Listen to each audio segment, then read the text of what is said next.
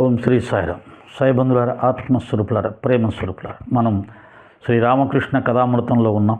మా విగ్రహారాధన వల్ల ఏమొస్తుంది? ఏమీ రాదు కదా. భగవంతుడు సాకారుడు కావచ్చు, కానీ మట్టి బొమ్మల్ని పెట్టుకుని పూజిస్తే ఏమొస్తుంది? ఆ విషయం మనం వారికి తెలియజెప్పాలి కదా అని అన్నప్పుడు రామకృష్ణ వారు అలా కాదు, అవి మట్టి బొమ్మలు కాదు, చైతన్య స్వరూపాలు, చైతన్యమూర్తులవి చెప్పుకున్నాం. ఎప్పుడు? జ్ఞానం కలిగినప్పుడు, నిజభక్తి జనించినప్పుడు. జ్ఞానం కలగనంత వరకు, నిజభక్తి జనించినంత వరకు అవి ఉట్టి విగ్రహాలా కనపడతాయి. ఎవరికి? విశ్వాసం లేని వారికి. బట్ పూజించేవాడికి మాత్రం ఖచ్చితంగా అవి తమ యొక్క ఇష్టదైవం యొక్క రూపాలు. ఇష్టదైవమే అక్కడ కూర్చున్నాడని భావనతోటి చేస్తాడు. కాబట్టి ఇష్టదైవం అక్కడ కూర్చున్నప్పుడు మనం ఎంత భక్తి శ్రద్ధలతో ఉండాలి, ఎంత భయభక్తులతో ఉండాలి, ఎంత శ్రద్ధాభక్తులతో ఉండాలి అని మాత్రం తెలియదు. మామూలుగా చేసేస్తుంటారు. ఆ విషయం తెలిసిన వాళ్ళు మాత్రం చాలా శ్రద్ధాభక్తులతో అక్కడ దైవం వచ్చి కూర్చుంటే ఎంత భయభక్తులు ఉండాలో అవన్నీ ప్రదర్శిస్తూ చేస్తారు. అదే నిజమైనటువంటి పూజా విధానం. పూజా విధానంలో చాలా స్థాయిలు ఉంటాయి. ఆ స్థాయిల్ని తెలుసుకుంటూ ముందుకు వెళ్తే విగ్రహారాధన ద్వారా కూడా మోక్షం పొందొచ్చు. అన్నమయ్య, చాగయ్య, సక్కుబాయి ఇలాంటి తుకారాం ఇలాంటి భక్తులందరూ, రామకృష్ణ పరమహంస లాంటి భక్తులందరూ విగ్రహారాధన ద్వారానే మోక్షాన్ని పొందారు. శ్రీరామకృష్ణులు ఇలా అంటున్నారు, నువ్వు మట్టి ప్రతిమల పూజ గురించి చెప్తున్నావు కదా, అది కేవలం మట్టి ప్రతిమ పూజ అయినప్పటికీ అందులోనూ ప్రయోజనం ఉంది. పలు రకాల పూజలన్నీ భగవంతుడే ఏర్పరిచాడు. ఈ జగత్తు ఎవరిదో ఆయనే లోకుల అధికార భేదానికి అనుగుణంగా ఇవన్నీ సృష్టించాడు. ఒక తల్లి తన పిల్లల జీర్ణశక్తి మేరకు వంటకాలు చేస్తుంది కదా, అలాగే చాలా చక్కటి పోలికలు ఇస్తాడు, చాలా చక్కటి ఉపమానాలు ఇస్తాడు. సులభంగా అర్థమైపోతుంది. ఈ విగ్రహారాధన, నిరాకార ఆరాధన, ధ్యానం, జపం, తపం, యోగం, జ్ఞాన మార్గం ఇవన్నీ భగవంతుడే తన బిడ్డల యొక్క అర్హతలను బట్టి వారు దేన్నైతే అర్థం చేసుకోగలరో, దేన్నైతే ఆచరించగలరో ఆ స్థాయిలో ఉన్న వారికి ఆ స్థాయి ఆరాధనను ఆయన ఏర్పాటు చేశాడు అని చెప్తున్నాడు. ఎంత చక్కటి సమన్వయం! మనకు అర్ధజ్ఞానంతో టక అన్నిటిని కొట్టేసేసి ఇది మాత్రమే కరెక్ట్ అని చెప్పి, ఇవంతా అర్ధజ్ఞానం, అజ్ఞానం, అహంకారం. బాగా గుర్తుపెట్టుకోండి. ఒకదాన్ని కొట్టేసి ఖండిస్తున్నాడు అంటే వాడు అహంకారం ఉన్నాడు, జ్ఞానాహంకారంలో ఉన్నాడని అర్థం. కాబట్టి ఎప్పుడు కూడా దేన్ని ఖండించొద్దు. దాంట్లో ఉన్నదేంటో తెలుసుకునే ప్రయత్నం చేయాలి. దాన్ని ఎలా చేస్తే ముందుకెళ్ళొచ్చో తెలిస్తే చెప్పాలి, తెలియకపోతే నోరు మూసుకొని ఉండాలి. అంతేగాని అది తప్పు, ఇది తప్పు, ఆ మార్గం తప్పు, ఈ మార్గం తప్పు, ఆ సాధన తప్పు ఇలా వద్దు అని. దీనికి ఉదాహరణ ఏం చెప్తున్నాడు? ఒక తల్లి తనకు 4 బిడ్డలుంటే ఆ 4 బిడ్డలకి ఎవరెవరు దేన్ని ఇష్టపడతారో దాన్ని వండి ఇస్తుంది. ఎవరి ఆరోగ్యం ఎలా ఉందో చూసి వారి ఆరోగ్యానికి ఇబ్బంది లేకుండా వంటలు చేసి పెడుతుంది.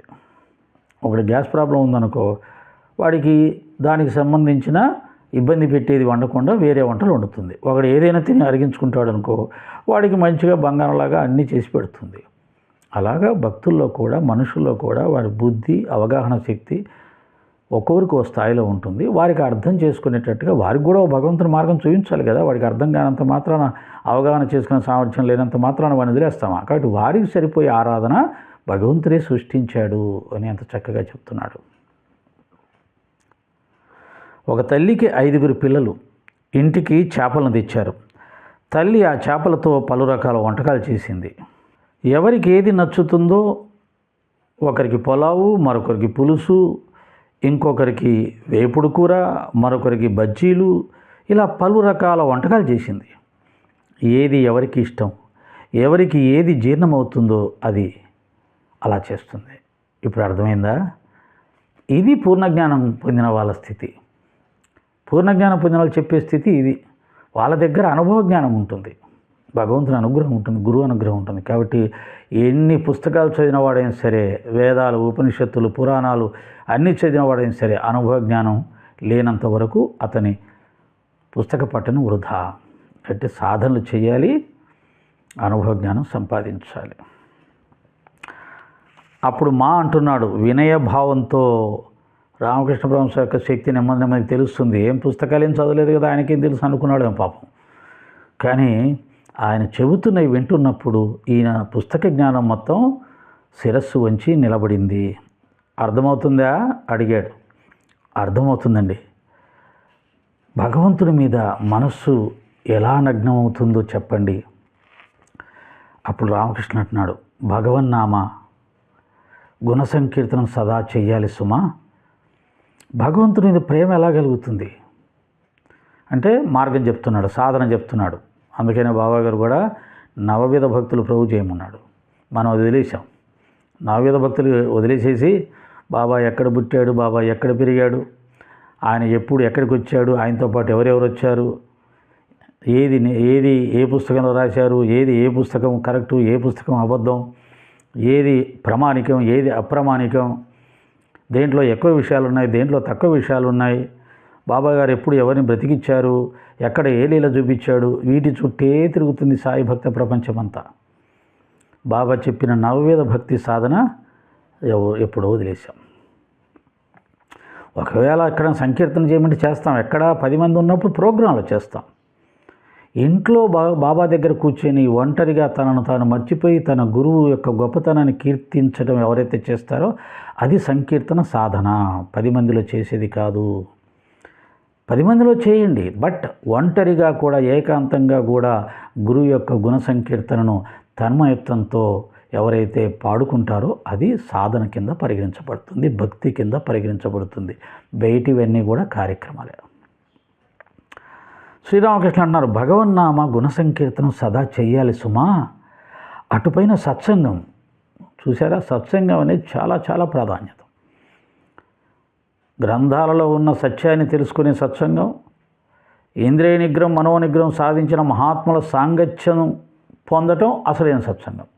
ఎవరైతే ఇంద్రియాలను జయించి ఉన్నాడో, ఎవరైతే మనస్సును నిగ్రహించుకునే శక్తి కలిగి ఉన్నాడో అటువంటి వాళ్ళతో కలిసి జీవిస్తే అది నిజమైన సత్సంగం. లేకపోతే కేవలం పుస్తకాల్లో విషయాలు చెప్పుకుంటూ పోయే వాళ్ళతో ఉంటే ఏమీ రాదు. పుస్తకాల్లో ఉన్న విషయాలు బ్రహ్మాండంగా చెప్పేస్తుంటాడు అద్భుతంగా. ఆచరణ కాడికి వచ్చేసరికి 1% కూడా ఇంద్రియ నిగ్రహం ఉండదు, మనోనిగ్రహం అసలే ఉండదు. ఈర్ష్య, ద్వేషం, అసూయ, ధనమయందు కాంక్ష, స్త్రీలయందు మోహం, నోటికొచ్చినట్టుగా మాట్లాడడం, కోపం, క్రోధం, ఇంకా కొంతమందికి అలవాట్లు అన్నీ ఉంటాయి. కానీ సత్సంగం చెప్పేటప్పుడు పుస్తకాలు పట్టుకుని బ్రహ్మాండంగా చెప్పేస్తుంటారు. దానివల్ల ఏంటి యూజు? కాబట్టి మనోనిగ్రహం, ఇంద్రియ నిగ్రహం సాధించిన ఎవరైతే ఉంటారో వారిని సత్పురుషులు అంటారు. వారి సాన్నిధ్యంలో ఉండడమే నిజమైన సత్సంగం. అది లభించడం కష్టమైనప్పుడు సద్గ్రంథంలో మహాత్ములు చెప్పిన విషయాల్ని మననం చేసుకుంటూ ఆచరించే ప్రయత్నం చేస్తూ మళ్ళీ అక్కడికే ఇంద్రియ నిగ్రహం మనోనిగ్రహం సాధించే సాధన చేయడం ద్వారా మాత్రమే నువ్వు గమ్యం చేరుతావు. ఈ రెండు వదిలిపెట్టి గ్రంథ పఠనం చేయడం వల్ల, సత్సంగాలు చేయడం వల్ల, గ్రంథ రచనలు చేయడం వల్ల, లేదా ఇంకా భజనలు చేయడం వల్ల, సంకీర్తన చేయడం వల్ల, తీర్థయాత్రలు చేయడం వల్ల లాభం లేదు. మనోనిగ్రహం, ఇంద్రియ నిగ్రహం, తస్మాత్ జాగ్రత్త. అటుపైన సత్సంగం భక్తుల వద్దకు కానీ లేక సాధువుల వద్దకు కానీ అప్పుడప్పుడు వెళుతూ ఉండాలి.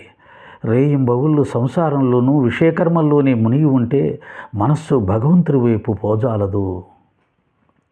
అప్పుడప్పుడు ఏకాంత ప్రాంతాలకు వెళ్ళి భగవచ్చింతన చేయటం ఎంతో ఆవశ్యకం. చెప్తున్నాడు చూడండి సాధన. అందుకే చెప్పా, రామకృష్ణ పరమహంస దగ్గర మనకు సాధన దొరుకుతుంది. బాబా గారి దగ్గర ఆచరించలేనంత సాధన ఉంటుంది. దాన్ని నువ్వు ఆచరించలేవు డైరెక్ట్గా. రామకృష్ణ పరమహంస గారు చెప్పిన పద్ధతుల్ని సాధన చేస్తూ పోతే బాబా గారు ఆచరించిన సాధన నీకు లభ్యమవుతుంది. కాబట్టి అప్పుడప్పుడు ఎప్పుడు సంసార విషయంలోనే మునిగి తేలితే ఇంకేంటి సాధన, ఇంకేం భక్తి ఎలా వస్తుంది? అప్పుడప్పుడు ఏకాంత ప్రాంతాలకు వెళ్ళి ఏకాంతం వల్ల మాత్రమే నువ్వేంటో తెలుస్తుంది. ఏకాంతం వల్ల మాత్రమే భగవంతుడు అంటే ఏంటో తెలుస్తుంది. ఎప్పుడు 10 మందిని ఎంటేసుకొని చుట్టూ 10 మందిని కూర్చోపెట్టుకొని జీవించేవాడు ఎప్పుడూ కూడా గమ్యం చేరలేడు. అప్పుడప్పుడు ఏకాంత ప్రాంతాలకు వెళ్ళి భగవచ్చింతన చేయటం ఎంతో ఆవశ్యకం. అంటే ఏకాంతం అంటే ఎక్కడో అరణ్యాలకు వెళ్ళమని కాదు, వేరే క్షేత్రాలకు వెళ్ళి క్షేత్రాల్లో అసలు ఏకాంతం దొరకదు, అక్కడే జనం ఎక్కువ. దురదృష్టం ఏంటంటే పుణ్యక్షేత్రాల్లో నీ ఇంట్లో కంటే ఎక్కువ సంసారం ఉంటుంది. కానీ చాలామంది పుణ్యక్షేత్రాల్లో ఇళ్ళు తీసేసుకొని రూములు తీసుకొని ఉందామని చూస్తుంటారు. అది ఏమీ కాదు. అక్కడ జనసందం విపరీతంగా ఉంటుంది. నీకు నీ ఇంట్లోనే దొరుకుతుంది ఏకాంతం అక్కడికంటే ఎక్కువ. కాకపోతే ఇంట్లో రణగొణధ్వనులు ఉండి, అభిప్రాయ భేదాలు ఉండి, సరైన అవగాహన లేకున్నప్పుడు మళ్ళీ ఇంట్లో కూడా అసలు దొరకదు. కాబట్టి దానికంటే పుణ్యక్షేత్రం బెటర్. కానీ ఇంట్లో కొంత అవగాహన ఉండి, ఒక అన్యోన్యత ఉండి, భార్యాభర్తల మధ్య కానీ పిల్లల మధ్య కానీ కోరికల్ని నియంత్రించుకుని ఉన్నదాంతో తృప్తి చెందినటువంటి కుటుంబంలో ప్రశాంతత ఉంటుంది. ఆ ప్రశాంతతలో ఏకాంతం కూడా దొరుకుతుంది. ఆ ఏకాంతంలో నీకు దేవుడు అంటే ఏంటో అర్థమవుతుంది. కానీ పుణ్యక్షేత్రాలకు వెళ్ళి అక్కడ ఉంటే ఎప్పుడు జనమే. ఆ జనాలతో ఆ భక్తులతో నీ జీవితం ఆనందంగా గడిచినట్టే ఉంటుంది. కానీ నువ్వు అంతర్ముఖం కాలేవు. సత్యాన్ని తెలుసుకునే ప్రయత్నం నువ్వు ఎప్పటికీ చేయలేవు. చివరికి అది ఏమవుతుందంటే 10 మంది ఉంటేనే నేను బతుకుతాను, 10 మంది లేకపోతే నేను బతకలేని కాడికి వెళ్ళిపోతావు. ఆ బలహీనతలోకి వెళ్ళిపోతావు. కాబట్టి ఎప్పుడు 10 మంది ఉండి ఏర్పాటు చేసుకుంటావు. దాంతో నువ్వు ఎప్పుడు ఏకాంతాన్ని పొందలేవు. ఏకాంతాన్ని పొందనప్పుడు ఏకాంతంలో పొందదగింది పొందలేవు. అప్పుడప్పుడు ఏకాంత ప్రాంతాలకు వెళ్ళి భగవత్ చింతన చేయటం ఎంతో ఆవశ్యకం. మొదట్లో అప్పుడప్పుడు ఏకాంత ప్రాంతానికి వెళ్ళకుంటే భగవంతుని మీద మనసు లగ్నం చేయటం ఎంతో కష్టం. అంటే సాధన బాగా వచ్చిన తర్వాత ఎక్కడ కూర్చున్నా భగవత్ చింతనలో ఉండగలుగుతాం. కానీ మొదట్లో మాత్రం ఖచ్చితంగా ఏకాంతం ఏర్పాటు చేసుకోవాలి. ఆ ఏకాంతంలో భగవత్ చింతన చేయాలి. భగవంతుడు అంటే ఏమిటో విచారణ చేయాలి. మహాత్ములు ఏం చెప్పారు, గ్రంథాలు ఏం చెప్పాయి చదివి విచారణ చేయాలి. అప్పుడే నీకు భగవంతుడు అంటే ఏంటో కొంత అవగాహన వస్తుంది. లేకపోతే ఇప్పుడు ఎన్ని సంవత్సరాలైనా జనానికి భగవంతుడు అంటే అవగాహన లేదు కాబట్టి ఇప్పటికీ పుణ్యక్షేత్రాలు పరిగెడుతున్నాం. పవిత్రమైన దినాల్లో దేవుడు ఇంకా ఎక్కువగా కనిపిస్తాడు అని చెప్పి పరిగెడుతున్నాం. పుణ్యం వస్తుందని పరిగెడుతున్నాం. దేవుడు అంటే మనకు అర్థం కాకపోవడం వల్లే దేవుడు ఎక్కడో ఉన్నాడనే అజ్ఞానం వల్ల మనం పరిగెడుతున్నాం. అలాగే దేవుడు ఏదో కొన్ని ముఖ్యమైన రోజుల్లో మాత్రమే బయటకు వస్తాడు, మనకు కనపడతాడు, అనుగ్రహం లభిస్తుంది అని అనుకొని పరిగెడుతున్నాం. కానీ దేవుడు ఎప్పుడూ ఒకే రకంగా ఉంటాడు, అంతటా ఉంటాడు. ఆ అంతటా ఉండేవాడు ఒకే రకంగా ఉండేవాడిని నువ్వు తెలుసుకునే ప్రయత్నం చేయలేదు. ఇతరులు చెప్పిన దాన్ని బట్టి నీ జీవితం నడుస్తూ ఉంటుంది. ఒకరేమైనా దేవుడు పలానా చోట ఉంటాడు, పలానా రోజులు ఎక్కువగా ఉంటుంటే ఆ మాటని అటు పరిగెడతావు. ఒకరుండి లేదు దేవుడు నీలోనే ఉన్నాడు, అంతర్ముఖంగా ఉన్నాడు, కదలకుండా కూర్చో దొరుకుతాడంటే మళ్ళీ కొన్ని రోజులు అలా కూర్చుంటావు. మళ్ళీ ఎవరైనా వచ్చి వేరే కాడ ఉన్నాడు అంటే మళ్ళీ ఇలా ఇతరులు చెప్పిందే. అంతేగాని సొంతంగా సాధన చేసి అనుభవం సంపాదించడం ఎవరు చేయట్లేదు. అనుభవం సంపాదించిన వాడు ఎవరు చెప్పినా వినడు. అనుభవం వచ్చిన తర్వాత ఇంకేముంది, ఎవరు చెప్తే వినాల్సిన అవసరమే ఉంది. అనుభవం రాలేదు కాబట్టే పరిగెడుతున్నాం. ఇలా ఉంది. అందుకని మొదట ఏకాంతాన్ని ఏర్పాటు చేసుకోవాలి. ఏకాంత ప్రదేశాలకు వెళ్ళాలి. నిశ్శబ్దంలో కూర్చొని భగవంతుని గురించి చింతన చేయాలి, ధ్యానం చేయాలి, సంకీర్తన చేయాలి. భగవంతుడు మీరిద్దరే ఉండటం అలవాటు చేసుకోవాలి. నీకు ఇంకెవ్వరూ లేరు కాబట్టి ఉన్న ఒక్కడితో నువ్వు జీవితం గడుపుతావు కాబట్టి ఉన్న ఒక్కతనే కాబట్టి అతన్ని నువ్వు ప్రేమించగలుగుతావు. అంతే కదా, ఎవరు లేరు. ఒకటి ఉంటే ఆ ఒక్కదాన్ని బాగా ప్రేమిస్తాం. అందరూ ఉన్నప్పుడు అందరితో పాటు దాన్ని ప్రేమిస్తాం. అప్పుడు ఆ ఒక్కదాని మీద అమితమైన ప్రేమ ఉండదు. అందరిని ప్రేమిస్తున్నాం, దాన్ని ప్రేమిస్తాం. సంసారాలు అంతే కదా, ఇళ్ళు పొలాలు, ఆస్తులు, డబ్బులు, కీర్తి ప్రతిష్టలు, సుఖాలు, ఇంద్రియ సుఖాలు, వీటన్నిటిలో భగవంతుడు కూడా ప్రేమిస్తుంటారు. ఇవన్నీ తీసిపడేస్తే ఏమవుతుంది, ఉన్నది ఒక్క భగవంతుడు అనుకోండి. అప్పుడు ఏమవుతుంది, ఆయన ఒక్కరిని ప్రేమిస్తాం. అప్పుడు ఆ ప్రేమ అనేది అనంతంగా ఉంటుంది. ఎప్పుడైతే అనంతమైన ప్రేమ వస్తుందో అప్పుడు నీకు దేవుడు అంటే ఏంటో అర్థమవుతుంది. దేవుళ్ళో ఉన్నటువంటి ఆనందం ఏంటో నీకు అర్థమవుతుంది. కాబట్టి అన్నీ వదిలి కొంతకాలం నువ్వు భగవంతుని మాత్రమే ప్రేమించడం వచ్చినప్పుడే భగవంతుడు అంటే ఏంటో నీకు అనుభవంలోకి వస్తుంది. మొదట్లో అప్పుడప్పుడు ఏకాంత ప్రాంతానికి వెళ్ళకుంటే భగవంతుని మీద మనస్సు లగ్నం చేయడం ఎంతో కష్టం.